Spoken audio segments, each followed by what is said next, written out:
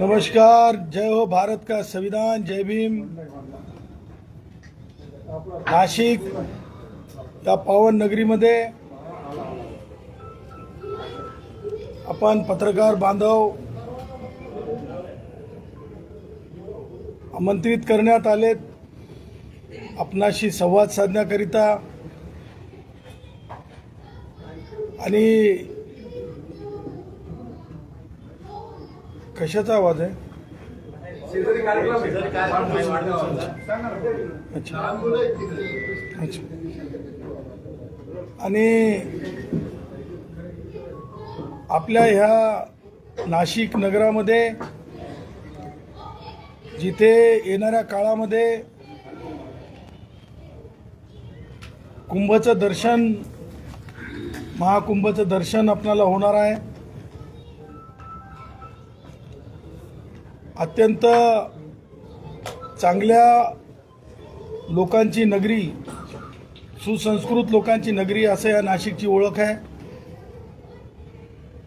आणि अशा नगरीमध्ये, शांतिप्रिय नगरीमध्ये एक शांतीनगर आहे। आणि नाशिकच्या शांतीनगरमध्ये ज्या प्रकारे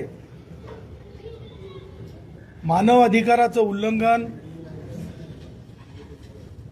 ज्या प्रकारे संविधानाची पायमल्ली, ज्या प्रकारे the Maharashtra land revenue code 1966 या सगळ्या कायद्यांची पायमल्ली केली गेली, त्याचबरोबर ज्या प्रकारे अत्यंत वृद्ध, हे ज्या महिलेचं वय 100 वर्ष आहे, 105 वर्ष आहे, अशा आईला ज्या प्रकारे सकाळी 6 वाजता 2 जून 2026च्या पहाटे झोपेत असताना कुटुंब बुलडोझर कारवाई केल्यासारखी करण्यात आली, शेकडो पोलीसवाले नेऊन, हे विदारक आहे। आणि ही विदारक बाब जगाच्या नकाशावर आली पाहिजे। ह्याचे कर्ते करविते कोण आहेत हे स्पष्ट झालं पाहिजे। हे कोणाच्या हितासाठी झालं हे लक्षात आलं पाहिजे। आणि कोण कुणाचं हक्काचं आहे आणि कुणासाठी केलं चाललंय, व्यावसायिकांसाठी, इंडस्ट्रीजवाल्यांसाठी, हे सुद्धा निष्णातपणे सरकार समोर आलं पाहिजे, माध्यमांद्वारे सर्वसामान्यांना कळालं पाहिजे। म्हणून आजची ही शांतीनगर वासियांच्या संबंधित बिराड आंदोलन जिथं आहे तिथेची भेट होती, तिथला संवाद होता। आणि त्या संवादामधून कायदेशीर गोष्टी देखील समोर आल्या। आणि आज असं मला धारिष्टानं म्हणावं असं वाटतंय की एकनाथ शिंदे साहेब आयडिओलॉजिकली अनफिट आहेत असं मी आपल्या समोर म्हणतो। कारण मी पुस्तकातून थेट म्हणजे संभाषणातून, वाचनातून मी आयडिओलॉजी समजणारा माणूस आहे। मग ती आयडिओलॉजी विरोधातली असो, हितातली असो, ती सॅफरॉन असो, ती कोणतीही असो, ती डोळसपणे वाचणारा मी माणूस आहे। केवळ राजकीय पक्ष हे शिंदे साहेबांनी शिंदे टोळी चालवली का, असा देखील मी शिंदे टोळी असं देखील आज मी म्हणतो। ते म्हणण्यामागे मी नुसतं म्हणत नसतो, मी कायदेशीर गोष्टी पाहिल्या।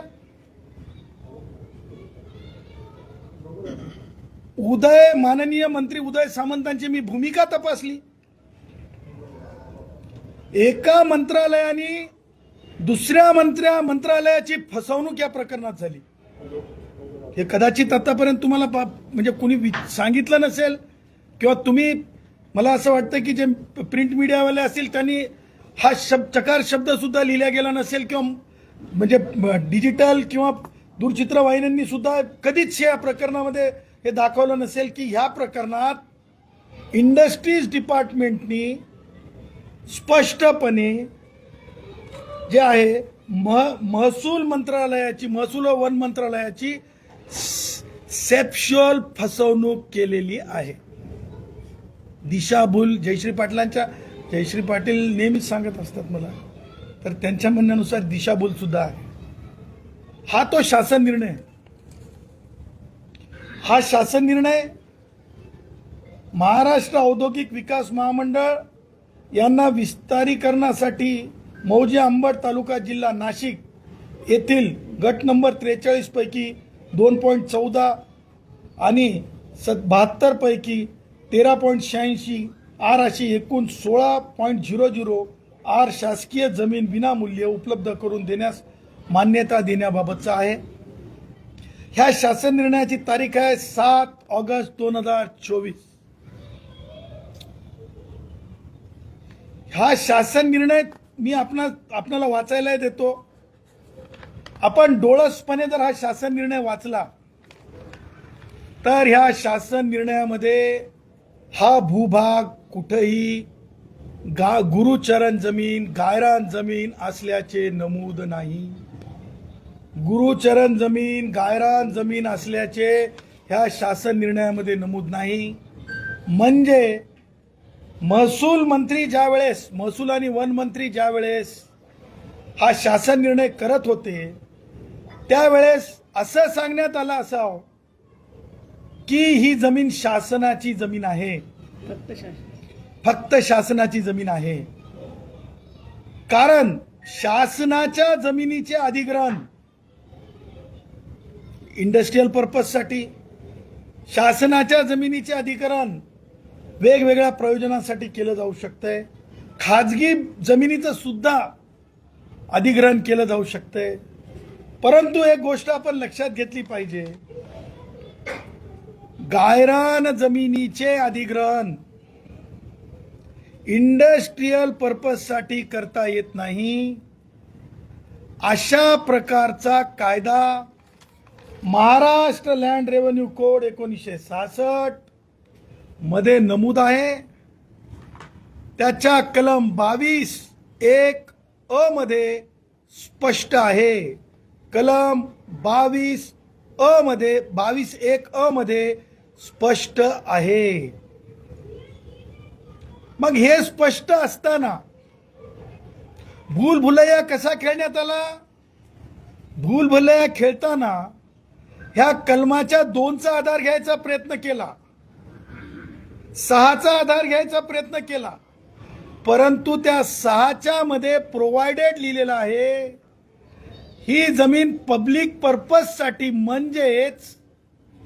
म्हणजेच रिहॅबिलिटेशन ऍक्ट खाली जे नियम आहेत त्या आधारे अधिग्रहित करता येते. जर आपण म्हणजे याच्या संदर्भाने जर आपण जमीन अधिग्रहण कायद्याच्या बाबतीत जर आपण तो कायदा वाचला तर त्याच्यामध्ये पब्लिक पर्पजचा अर्थ स्पष्ट करण्यात आलाय. त्याच्यात इंडस्ट्रियल पर्पजसाठी देता येत नाही. ही फसवणूक महसूल मंत्री महोदयांच्या कार्यालयाची,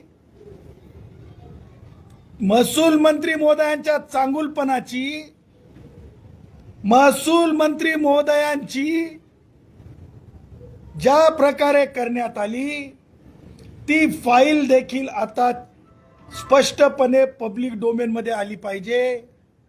कारण त्या जर शासन निर्णयामध्ये कुठेच एक शब्द गायरान जमीन असा लिहिलेला नसेल तर त्या जमिनीच्या बाबतीमध्ये शासन निर्णय होऊ शकत नाही. कारण गायरान जमिनीची व्याख्या वेगळी आहे, शासन जमिनीची व्याख्या वेगळी आहे.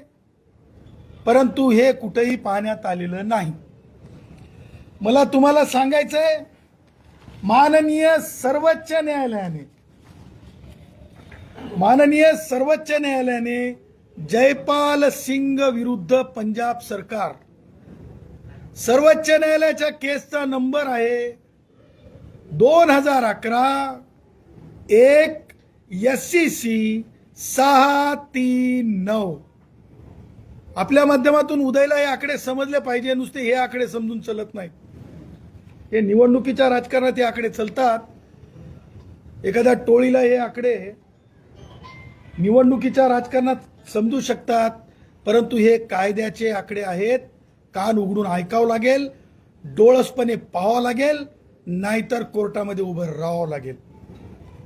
ह्याच्यात स्पष्टपणे मी आपणाला 17 नंबरचा पॅरेग्राफ, माननीय 2 मोठे न्यायमूर्ती यांनी हा निर्णय दिलेला आहे. कारण गायरान जमिनींच्या बाबतीमध्ये ज्या प्रकारे लूट होत होती इंडस्ट्रीजच्या लोकांकडून, ती लूट थांबवणं हा उद्देश होता. माननीय न्यायमूर्ती मर्कंड कज्जू यांनी हे ऑथराईज केलेलं जजमेंट आहे. पॅरेग्राफ नंबर 17 आपणासाठी, शिंदे टोळीसाठी, उदय सामंतांसाठी मी हे वाचून दाखवत आहे. In many states, government order has been issued by the state government permitting allotment of the Gram Sabha land to private persons and commercial enterprises on payment of some money. In our opinion, all such government orders are illegal and should be ignored. मला उदय सामंतांना हे विचारायचंय की उदय सामंत कोणत्या राष्ट्रवादीच्या कल्चरमधून मोजत कुठपर्यंत पोहोचतील, कुठपर्यंत पोहोचले, हे मला काही त्यांचे मोजमाप फुलपट्टी घेऊन करायचं नाही. परंतु आज मला त्यांना हे विचारायचंय की ते शांतीनगरची माफी मागणार आहेत की नाही. त्यांनी जे कृत्य केलं त्यांच्या विभागानं, त्या बाबतीमध्ये निर्णय पुनर्श घेण्यासाठी ते बैठक बोलवणार आहेत की नाही. शांतीनगरला त्यांनी भेट दिली नाही.